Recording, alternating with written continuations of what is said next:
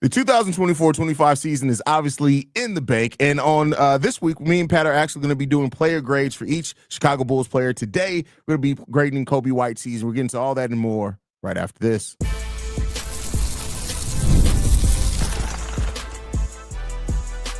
You are Locked On Bulls, your daily Chicago Bulls podcast. Part of the Locked On Podcast Network, your team every day. Thank you for tuning in to Locked On Bulls, member of the Locked On Podcast Network, where it's your team every single day. That's Pat, the designer, host, and creator of the Windy City Breeze, and host of the Chicago Bears podcast at ESPN 1000. I'm Haize, host and creator of Chicago Bulls Central, Chicago Bears Central on YouTube and podcast.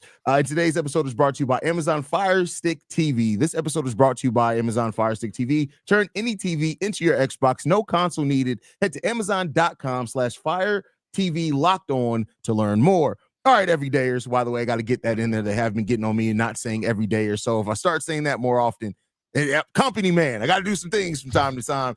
Pat, Coby White, man. What? I got to do some things. First of all, I mean, on the show, I'm not TD Jakes. All right, that's not what we're presenting here. Gonna be swallowed up.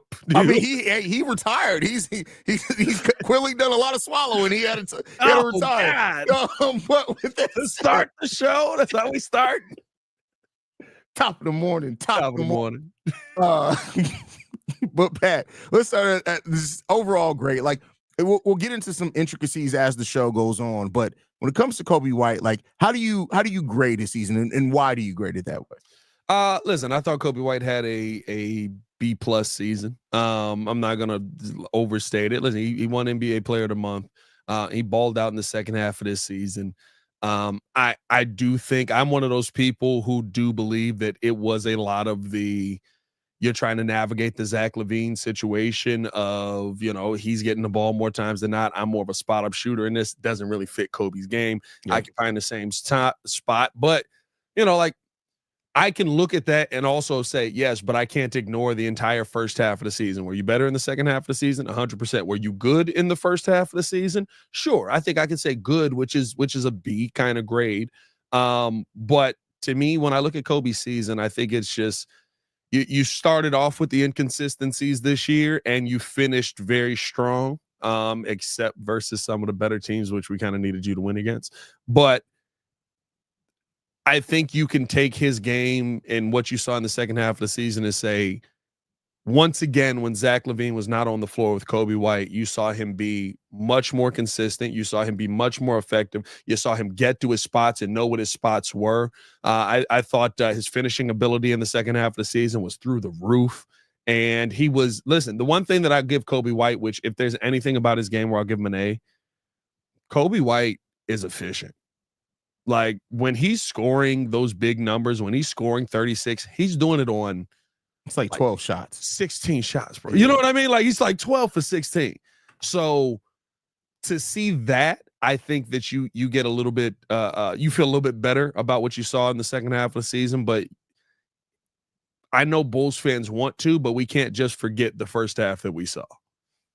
Yeah, and I think how you judge that first half is big. Even though he still was more consistent in the first half than what he'd been in any other point in his career. Like Coby White only had 9 games this season where he scored in single digits, and that's for Kobe. That's a really major change from what he's done in prior years. Now his roles change again. And I think that's the way. Like ultimately, with grading Coby White's season, you have to look at how much do you weigh the fact that for probably the first almost 40 games of the season, we try to make him a jump shooter. We know that that's not Coby White's game. He is not a jump shooter. People try to make comparisons to him, and that's not his game. He is not a jump shooter. He's a scorer, meaning that he has to get in rhythm with doing other things. How he finished the season, getting to the free throw line at almost 7 times per game over the second half of the season, which is almost triple the amount he's done at any other point of his career. That shows a level of recognition. All of that, so he was a lot more consistent. The thing that I love, too, about Kobe is that he's very honest. I love being able – we can have things that we hold a player accountable to, but I love holding players accountable to what they say they want to see in this game. All offseason, he talked about becoming a more consistent player. He talked about wanting to be able to step up, in fourth quarters and things like that. So I love when he says that because it puts it a different level. I'm holding you to what you said you wanted for yourself, right? Yep. And so Kobe did some of that. It wasn't that part wasn't as consistent, that you could look at the role and playing with Giddey or whatever else. But coming into this year, hopefully, knock on wood, that this is going to be the first season in a while Coby White's role doesn't drastically change from one year to another, so we can really kind of start off the season using what he finished this season off of. But I love that you gave him a B. I think solid B minus there. And the thing that made it a minus instead of a B plus to me is, like you said, some of the performances against the better teams in the league was shaky there. The performance in the play-in as well, like, that is what it is. But you got to hold him accountable to that as well. But I think solid B minus season is really good there for Coby White. Yeah, and I think that's the only, like, okay, what is Coby actually that you still hold on to, right? For me, listen, I've seen it 2 years in a row. Coby was better with Zach this year. That is a great take. That is a great take. Not the step player, but the player that stepped up. That's great wordplay there. I love that. That was good. That was well done. But no, like I think if there's a knock on his game, it is, there are moments where, in the big moments, where he showed up, right? Where you go, okay, perfect. Like that's what we need. We need you to do that on the games versus the Lakers, right? Really stepped up, really had some big moments in those games, had some strong fourth quarters that help us get over the top. And then there's the games where it's like, okay, this is going to be the big test here where we're going up against OKC. Now, I know everybody gets clapped by OKC, but also fight back. And Coby didn't fight back. Hey, bro, they just beat Coby to F up in that game, bro. They just beat him up, bro. It was, but when your boy loses a fight and you gotta have that awkward conversation when you're all hanging out the next time. It's like, but I think that's the thing, right? Like that's kind of how Miami has always played Coby White, right? Yeah. That's how, when you want to shut Coby down, it is be more physical with Coby. And that can be a weakness there. To me, that's a player who, if for me to give you an A+ grade, right, you're the guy that we're looking to build around coming out of a season. That's the one thing where I look at it where it's like, yeah, but these top teams literally look at your game and go, okay, we're going to just beat the absolute hell out of you and see how you adjust on the other side. And guess what? That's the kind of, watch the playoffs this year. You got to be able to deal with that.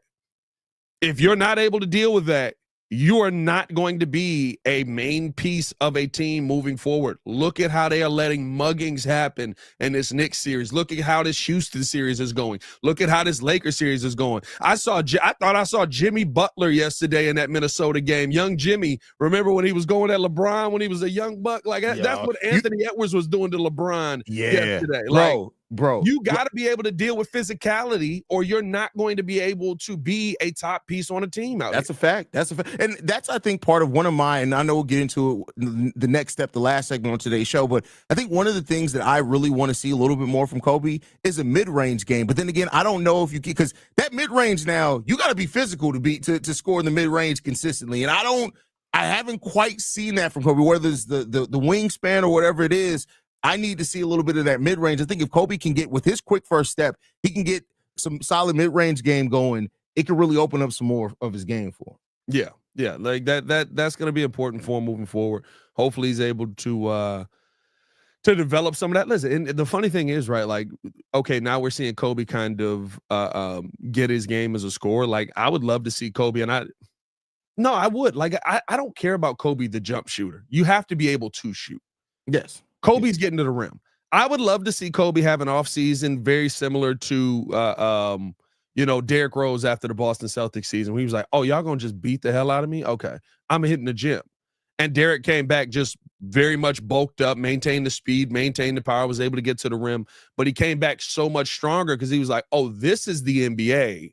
This is what I'm going to be dealing with in the playoffs. And then what was it? Not the next year, 2 years after that, he's in the Eastern Conference Finals because he was able to deal with that beating that Indiana was going to put on him. He was able to deal with that beating that who are we playing every year in the first round? It was Indiana.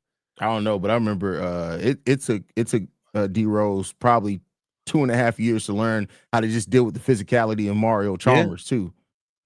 Yeah, exactly, bro. Like that was the thing, like, right? Like, you end up going to the ECF versus Miami, but like that first year, Mario he wasn't stopping D Rose, but it definitely was like, hey man, like, I'm just gonna hit you every time you go past me. Yeah. And it's going to throw you off enough that when UD hits you down low, Jesus, that's crazy. When UD hits you at the basket, it's going to be a bad day for you. I commend your ability to try to clean that up, but I think that was just going to be a rough one either way there, my boy. That was rough. That was a rough one either way there. But with that said, man, next up, we're going to ask the question, will the Chicago Bulls trade Coby White between now and a possible contract extension? We'll talk about that, but first we got to get to a message from Prize Picks. Basketball and hockey playoffs are here, and there's no better time to turn your sports knowledge into real cash with Prize Picks, the top destination for daily fantasy action. Prize Picks makes it simple. Just pick more or less on at least 2 player projections, and you're in. You can even mix and match players across basketball, hockey, baseball, and more for a shot to win up 2,000 times your cash. Here's what I'm playing this week on Prize Picks. Nikola Jokic for more than 25 points and Jaylen Brown for more than 4 assists. Every lineup you make on Prize Picks will enter you in Takes 2 ticket sweepstakes, which could get you a +1 VIP trip to the ship. I'm eyeing Connor McDavid for more than 1 goal and Austin Matthews for more than 5 shots on goal. That makes it easy. You can build a lineup in another 60 seconds. And with Taco Tuesday discounts and Flex Friday promos, there's even more value each week. And when you win, you get paid fast. Sometimes in a little as 15 minutes. I know Shay needs that money. Download the app today and use code LOCKEDONNBA to get $50 instantly after you play your first $5 lineup. That's code LOCKEDONNBA to get $50 instantly after you play your first $5 lineup. Prize Picks, run your game. More Locked On Bulls coming up next. All right, Pat. Is that how we doing it now? That's how we doing the solo cam on that? Did we get an email? I might have got a text message. You got a text message? Yeah, I got a text message. Trying to hide. I don't know why they only send me. It's like, you realize Pat's back on the show, right? Like, nope. Hey, I have access to nothing. I'm just the dude that shows up and does the show with you now. By the way, shout out to the Bulls family. My daughter made me this card. I showed it on the stream. It's pretty good, right? Like, I hate being that parent. Oh yeah, that freaking just shows really like the kid drawings, but like that's pretty good. Like, she Red Nation. The baby know what she's doing out there. Yeah, we got to work on the A though. That too Dodd. That's what that and I think that was supposed to be my name on the back. I don't know. It is what I in there. She figured it out. She's 3. Hey, she handed it to the right person. That's all that matters. You got it right. I got the car. Okay. All right. Now, with that said, where do you sit on the situation with Coby? And this isn't really about his performance or not. I think there's a business aspect that the Bulls haven't always navigated the best here. Is that if they have any inkling that Coby White is not going to re-sign here, they have to trade him, right? Have to? Is that what we saying with this thing? Come on, dog. They don't have. AK has shown us one thing. He don't have to do it. He don't have to do nothing, bro. He don't have to do nothing. Listen. I think if you feel Coby White has another step that he can get to, especially with the conversation we just had about dealing with the physicality and stuff like that, you keep him around. He's the one thing that I'll say, and we've talked about this, is there are a ton of scores in the NBA, right? Yeah. There's not a ton of efficient scores in the NBA. And Coby White has proven to be a very efficient scorer, especially when he gets it going. The problem with that is, though, is he ever going to be that level of score for a playoff run? Is he ever going to be that level of score? What you're paying him to be essentially on this team is at a minimum a number 2 on this team. Is he ever going to be that on a playoff team? I do think you need to know the answer to that. I would take this into next season and probably, kind of see where he's at after playing some of these teams that are going to play him tough going into next season, that are going to be physical with him going into next season. I think that is probably the best case scenario if you're going to extend Coby White. But if not, if you feel like he can't be that guy, there's no way he's going to accept a contract that's going to be less than $30 million a year with the accolades that he has to his name at this point. You can't pay that to somebody that you feel when the playoffs show up is going to become a shell of himself. Yeah, I mean, it's a lot of questions that have to go into it. I do think that the Bulls are at, you know me, I come from an investment background. Like they have the risk tolerance right now to, even if they have some doubt there, to go ahead and extend Coby, because by the time they're really good again, the contract isn't like they have so much cap flexibility. But I think that it gets really, because Coby has to go through unrestricted free agency to get the money that he's probably going to want, and it's not, you don't really have the opportunity to extend him before he hits the open market.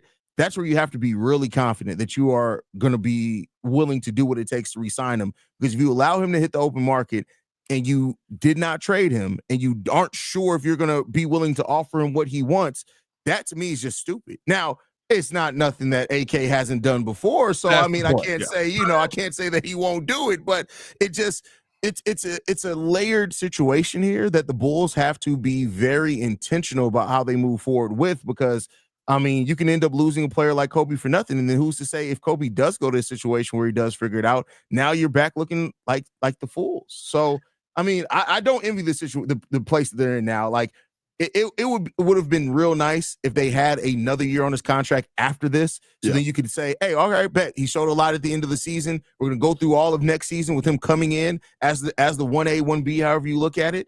And we're going to then, figure it out at that point at the end of that season. But you don't have that. And so because of that and the deal that you signed him to now, because you did sign him to such a team-friendly deal, it makes an extension with you guys while he's on his contract not make the most sense for the player. And now you got to figure some stuff out.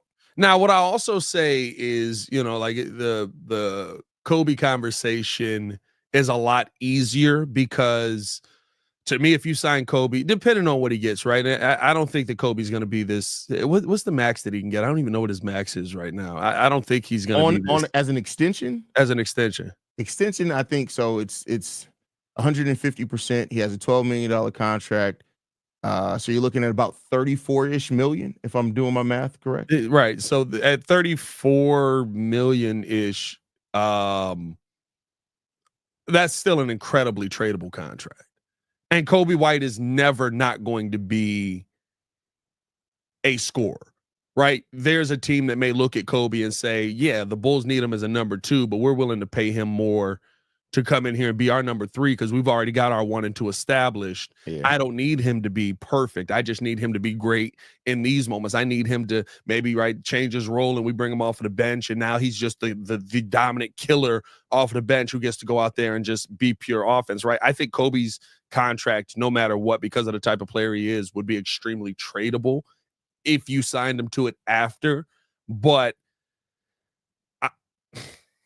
it's just the commitment of what goes on in shaping a team if you pay Coby at that level, right? You're saying we're building around you and another person. Yeah.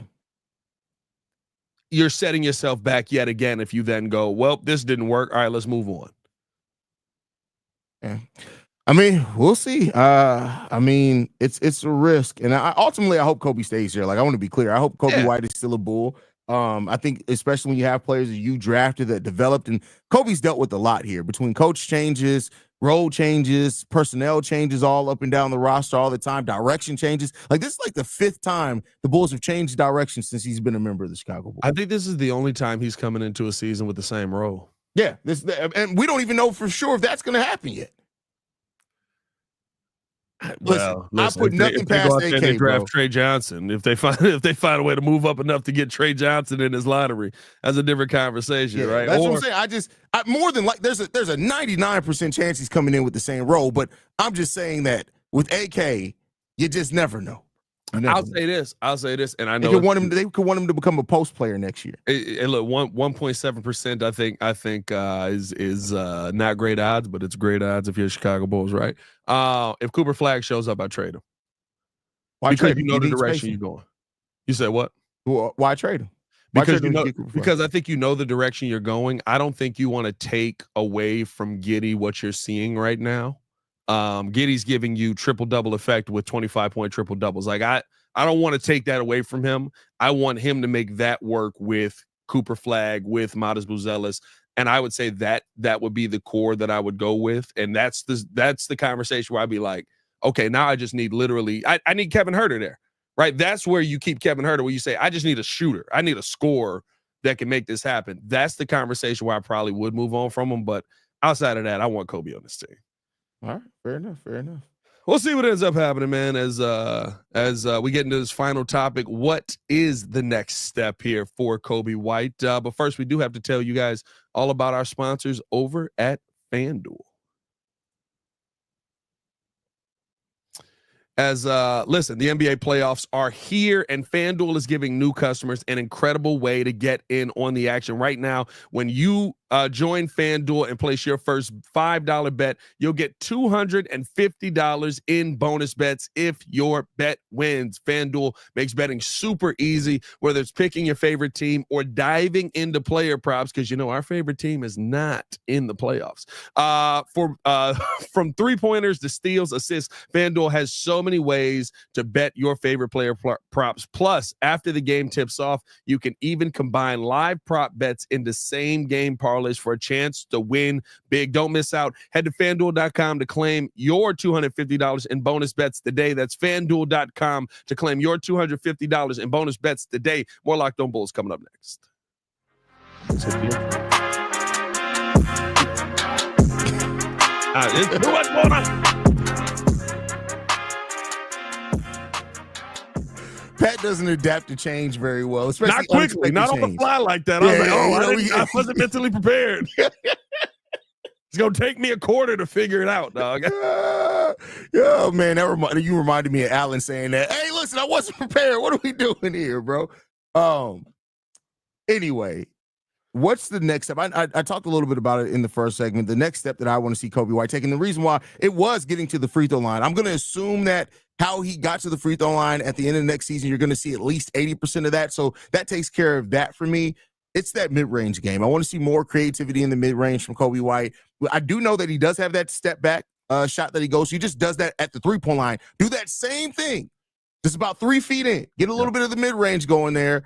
The float game is hit or miss for Coby as well. Like, there are times where that floater really starts falling for him really well, and sometimes it doesn't. I think if he can get those two things going with his ability to get to the free throw line that we saw at the end of the season, that puts Coby in a really good spot as a scorer next year. How about you, Pat? Coby's floater is so interesting because it's like it's almost like he cuffs the ball and like flips it up. Like, that's how it, like, it's such a weird shot to me every time I see him do it. It's like, it's not a runner. It's literally like, just flip that mug up there. It's a flipper. That's what I call it. It's a flipper. Okay. All right. It's a flipper.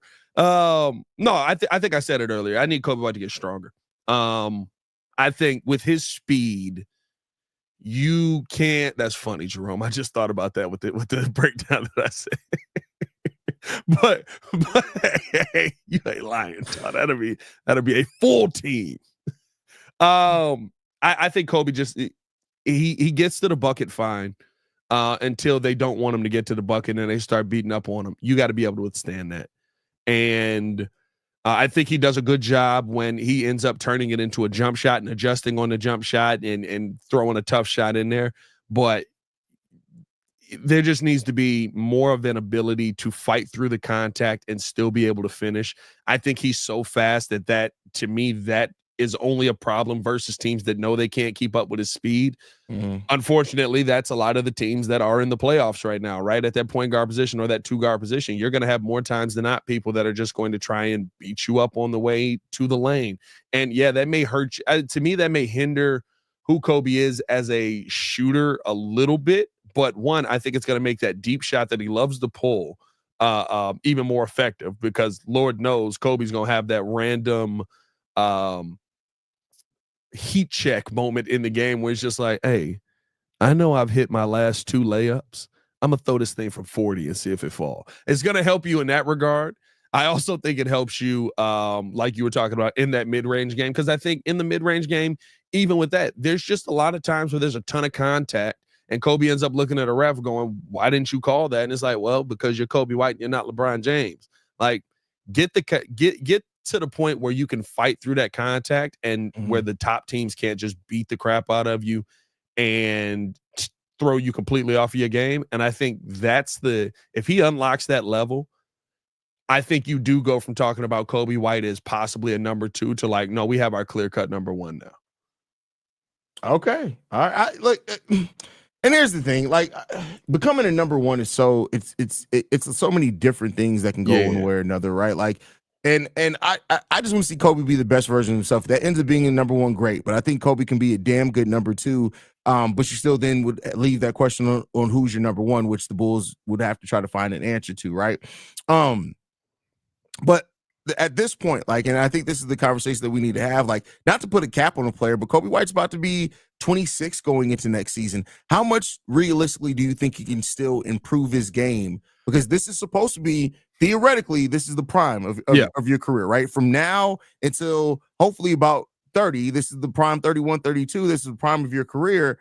How much do you think Coby can realistically add and still get better and improve on? Well, I think that's the thing. I don't see him adding moves to his game. I don't see him adding a different level of scoring to his game. I don't see him adding a different type of jump shot or a different type of spot where he's shooting from to his game. I see the thing that it feels like to me he can add the most is just you add muscle, right? You get bigger. You eat some steaks, as Jordan JC would be excited about, right? Go out with a steak with Mr. Medium Self. You know, like I think that that to me is what I could see a 26-year-old adding to his game more than like what more do we really want? I get the mid-range game and all that, right? But Coby, refinement for the most part. If Coby doesn't add the mid-range game, like he still can put up 40 and 16 shots. You know what I mean? Like that to me is like 40 and 16 shots is crazy. I think that's what he did. I think when he had his 40-point game, I think he took 16 shots. He got to the free throw line like 10 times. Oh, yeah. That between that and his 3-point, yeah. If I'm not mistaken, I believe that's what he did. We can double check that. But I think that like the my bad, it wasn't 40. It was 37. 37 on 16 shots. I mean, it's close enough, bro. 3 points ain't like, I don't think that makes you necessarily wrong there, bro. It's close enough. Yeah, 37 on 16 shots. He was 6 for 8 from the 3-point line.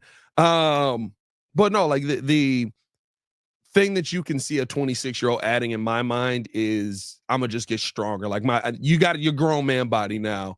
Go out there and add to it. Yeah.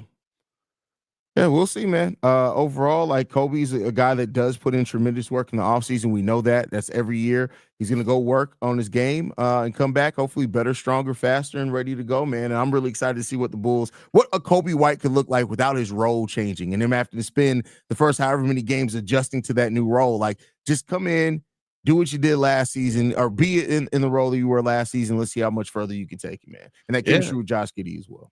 And I mean, if we being honest, bro, like you're probably gonna see another big uptick in scoring for Coby White going into the next season. He averaged 20 points per game for the season in a first half where Zach LaVine was there. And Vuce was killing in the first half. Keep in mind, Vuce was getting a lot of shots in the first half of the game because he was averaging like 20 and 11 over like the first 2.5 months of the season. Yeah. So and then that fell off quickly after the trade deadline. But to me, like when you're talking about what Coby White can do after the All-Star, what he did after the All-Star game, like that's a different kind of player. You can see Coby in year 6 when most improved player because he can go from 20 points per game to 27. It'll be a larger leap than Tyrese Maxey when he won most improved player of the year. Hey, man, appreciate y'all for tuning in and showing love. Hit that like button, subscribe to the page, leave it a 5-star review. Y'all know what to do. Follow us on everything at Locked On Bulls. You can follow me on everything at Path of Designer. Absolutely. You guys can follow me at CEO Haize. Locked On Bulls is free and available on every podcasting app and platform of your choice, as well as YouTube, the Odyssey app, Amazon Fire TV. Basically, anywhere you get us, you can find us. Make sure you guys go to LockedOnDaily.com as well to sign up for the Locked On Bulls daily newsletter. Love you guys. Go Bulls. See y'all tomorrow. Peace, y'all. Peace.